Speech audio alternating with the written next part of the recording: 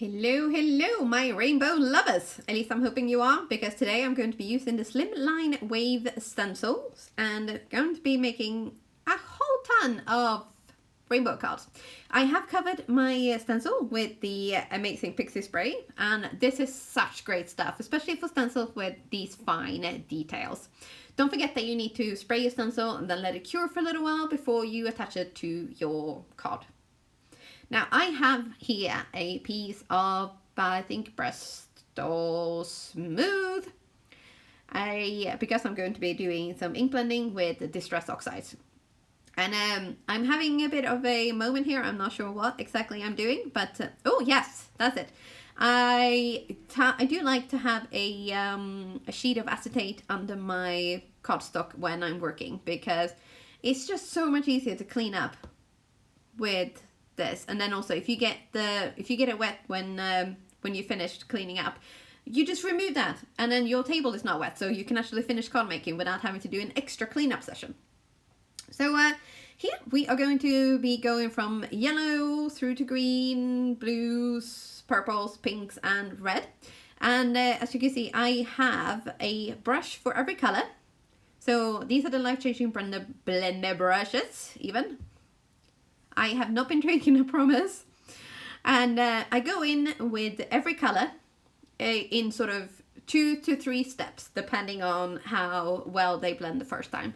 So as you can see, I've gone in first with Squeezed Lemonade, and then I have gone in with Twisted Citron, and now I'm going to go back in with the Squeezed Lemonade to even out those, or that line in between the colors to get that seamless look. And I cannot tell you enough good things about the blender brushes, because they really are life-changing. I don't know about you, but I never used to get sort of good results with ink, the old style blending tool. And but I've always loved the look of ink blending, because it's such a cool look, and you can, oh yeah. Anyway, I'm gonna go off on a completely big long tirade about how much I love ink blending, which if you know me, you know I do. So the brushes have completely changed my game when it comes to ink blending. I mean, as I said, huge fan. And even if I wasn't on the design team for Picket Fence Studios, I would still be singing them their praises, because they really are so amazing. So here, this green one is Mowed Lawn, and you might sort of look at my ink pad there and think, you know what, girl, you need to re-ink your pads, and you are not wrong. You are not wrong.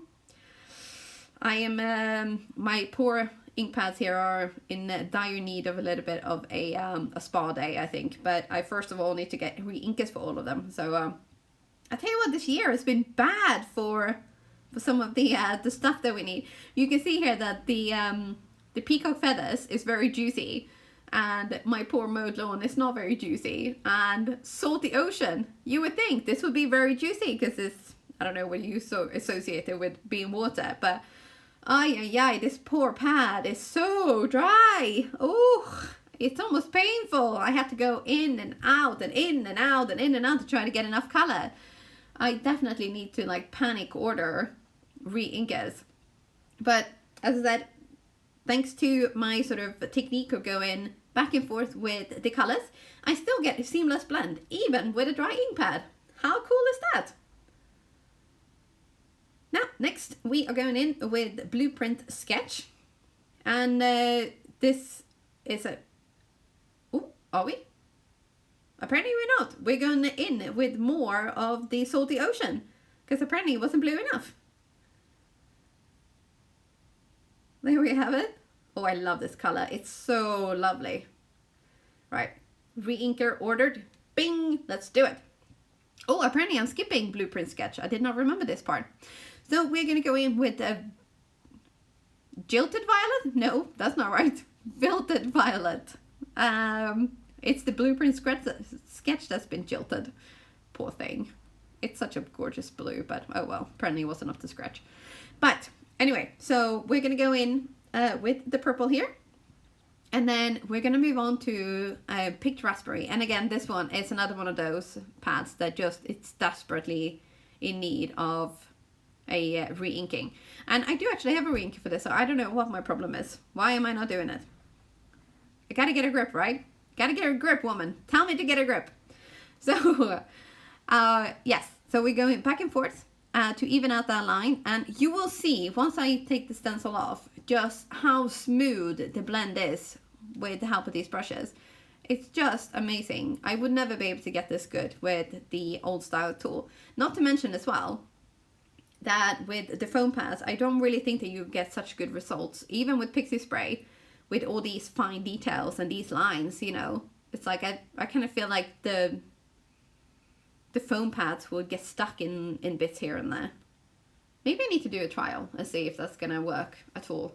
But I haven't used them in such a long time, I'm not sure I will be getting any good results at all. But oh well, it's not like I don't have time on my hands. We're all locked up for COVID, right?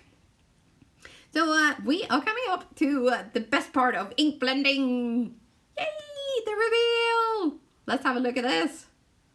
But first, let's look at those colors. I mean, that is yummy, right? Isn't it? Ta-da! And look how clean those lines are thanks to that Pixie Spray. I mean, even with such an intricate and amazing stencil, you still get such clean lines. Now, this is what I mean with this whole printing technique. So you take your stencil, put it on top of your acetate sheet, and then spritz it very generously with water. Use watercolor cardstock. Make sure it's watercolor paper. Put that on top. Press down very firmly. Make sure you don't move your paper too much because you're going to want as clean, sharp lines as possible. Then turn that over quickly and set aside to dry. Now, I did make quite a few of these. So there's not just one, but there's two of those because I really, really liked how that turned out. So this is the first printing piece that you saw. Then I managed to get a third piece out of that same one by just spritzing more water on it. On this one, I have used a paper glaze and I love, love, love how this turned out. So it's the same stencil. I started out by covering that entire thing with black Pansy paper glaze, and then I added in a bit of Agapantha Purple, Cornflower Blue, Daffodil Yellow, oh, and I think that might be it. And then I just spread them out gently to get that sort of amazing color, and I love this. Now here is one last thing that I'm gonna do.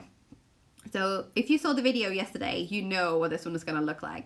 So this is with the Transfer Gel Duo and the Rainbow Foil. But this reveal is like ice cream for the eyes. I mean, look at that. And this foil is absolutely incredible. It's iCraft Thermoweb rainbow foil, and it just, oh my goodness. I mean, look at that. It is so, so cool. And I looked at this and I thought, you know what? That's really cool too. It's kind of shame to throw that away, isn't it? So I didn't. Oh no. I added some adhesive sheets to a piece of cardstock, and then I just put that on top and I did it. How cool is that? I really, really love how that turned out. So here is the original piece, and the extra piece was just a bonus. I love, love, love not having much crafty waste.